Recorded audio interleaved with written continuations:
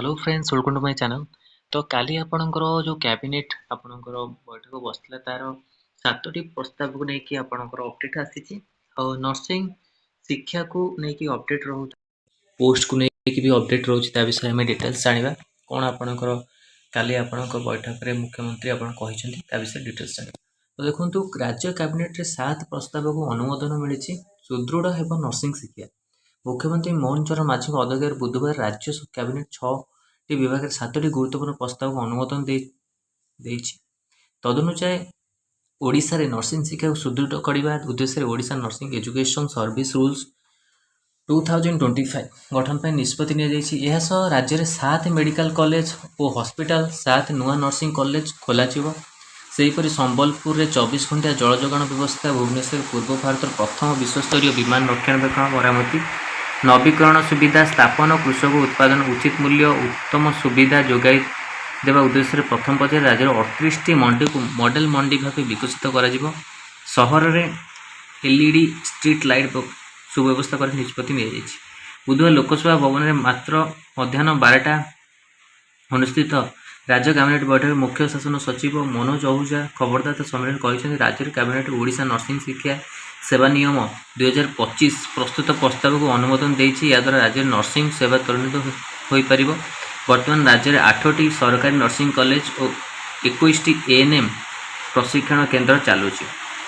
राज्य में 7 medical college hospital परिसर केन्द्र प्रायोजित 7टी नूतन नर्सिंग कॉलेज खोलिया प्रक्रिया जारी रही।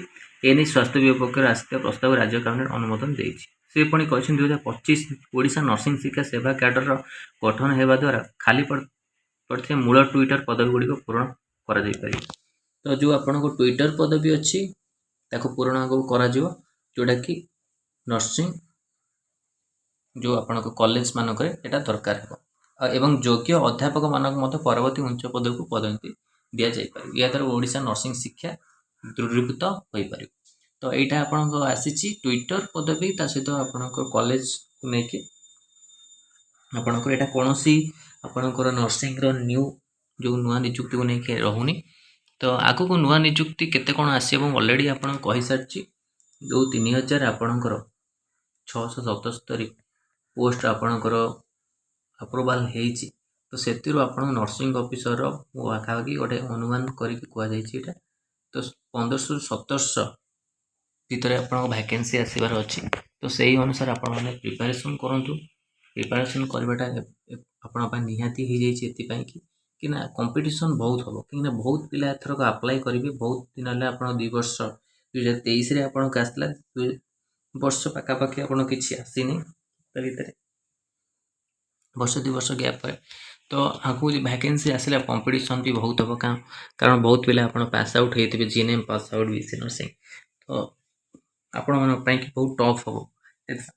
तो से कि कंपटीशन हाई आ प्रिपरेशन भी आपंकर हाई लेवल रहा दरकार। तो आगू जमी आपण मैंने नियुक्ति पाइपर। तो यहाँ इंपोर्टाट रोचे सहित आप जो प्रिपेरेसन कराया चाहते नर्सिंग ऑफिसर बैच जॉइन कराया चाहते ए नंबर मेसेज करेंगे 6372227092 okay. Nursing officer ANM pharmacist radiographer sorry LT laboratory technician आपंकर बैच चलती से आपने जॉइन करेंगे। तो यहाँ आपण रोचे आगू आप कॉलेज खोल नर्सिंग कॉलेज। तो किसी जो अच्छी मेडिकल कॉलेज आपणकर रोचे किसी डिस्ट्रिक्ट रे खोली। तो आहरी आपणकर आगू को नर्सिंग कॉलेज खोलिबार बहुत अच्छी।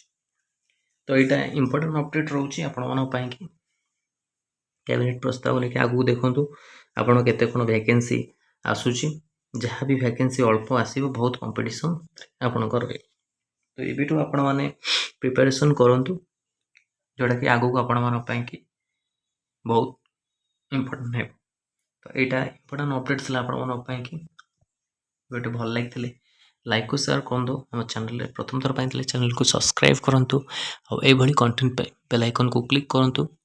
समस्त नोटिफिकेशन आपण पाखे पहुँच पार। धन्यवाद।